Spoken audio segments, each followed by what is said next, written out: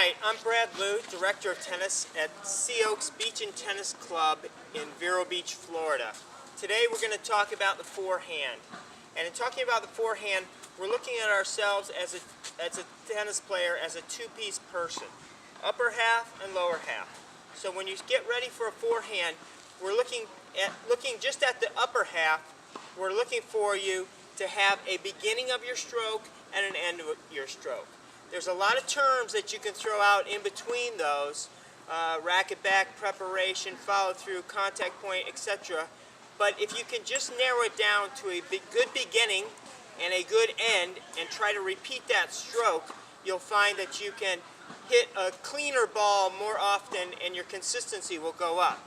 I'll demonstrate a little bit of what I'm talking about. So as I see a ball coming, I go to a starting point. This is my arms go to a certain distance. My hand goes down low, and this can change. Some people may go a little bit higher, a little bit lower, but basically my hands and my racket and my upper half go to a beginning, what I call a beginning, a starting point, which in my case is right here. Once I make my stroke and hit the ball, I go to a specific end of the shot.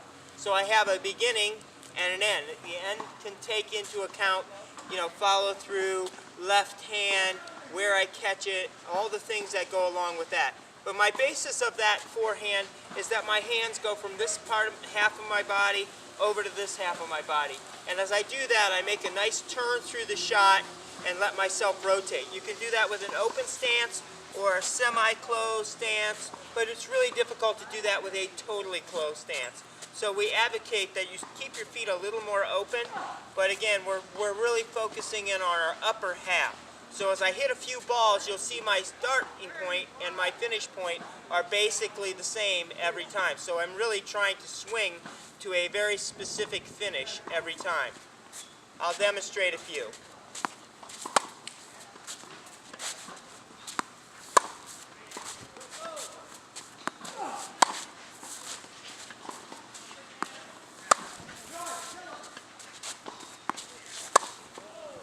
One more.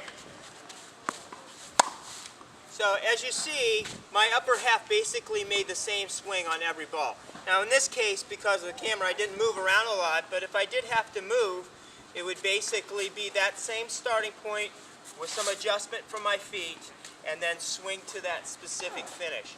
And as you keep repeating your upper half, if you think about the pros, you can see a Nadal forehand or a Djokovic forehand. You can tell who they are just by watching their stroke, because they basically repeat that stroke every single time that they hit a forehand. So if you can get your starting point designated and your finish point, you'll be more consistent. Then your only challenge is to fit that ball inside your swing. I hope this helps, and we'll see you on the court. And if you need more help, come see your USPTA pro. Thanks.